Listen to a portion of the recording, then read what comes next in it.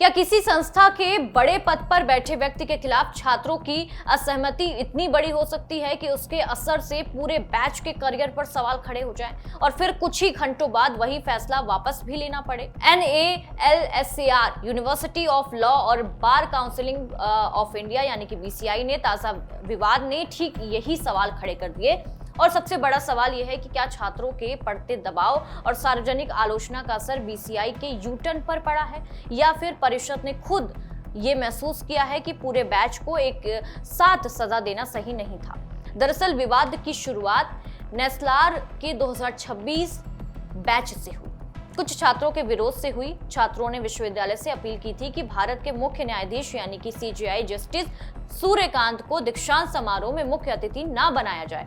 छात्रों की आपत्ति CJI की हालिया टिप्पणी से जुड़ी थी, खासकर प्रदर्शनकारियों और कथित पुलिस जो कार्रवाई हुई उससे संबंधित एक मामले की सुनवाई के दौरान की गई टिप्पणियों को लेकर छात्रों का कहना था कि उनकी चिंता न्यायपालिका का अपमान करना नहीं बल्कि संवैधानिक मूल्यों, नागरिक स्वतंत्रता और संस्थागत जवाबदेही को लेकर सहमति दर्ज कराना है।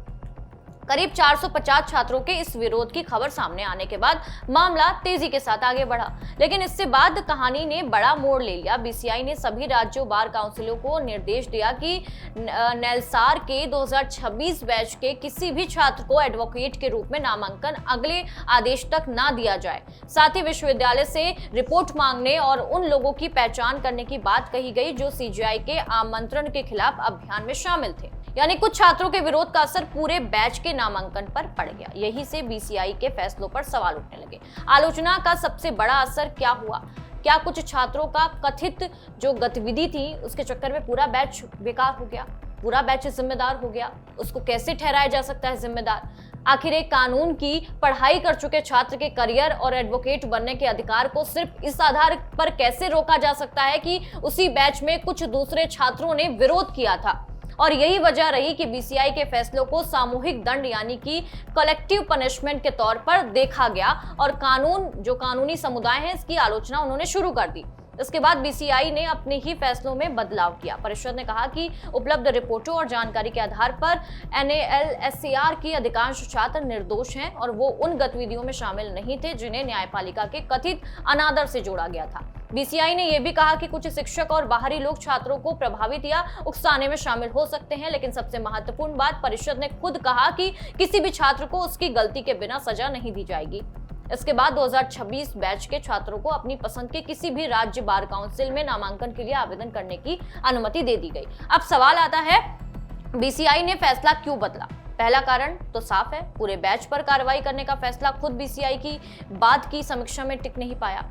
और जब ये सामने आया कि अधिकांश छात्र कथित विरोध की गतिविधियों में शामिल ही नहीं थे, तो पूरे बैच पर रोक जारी करना थोड़ा मुश्किल था। यानी व्यक्तिगत जिम्मेदारी की जगह सामूहिक कार्रवाई पर सवाल उठ रहे थे।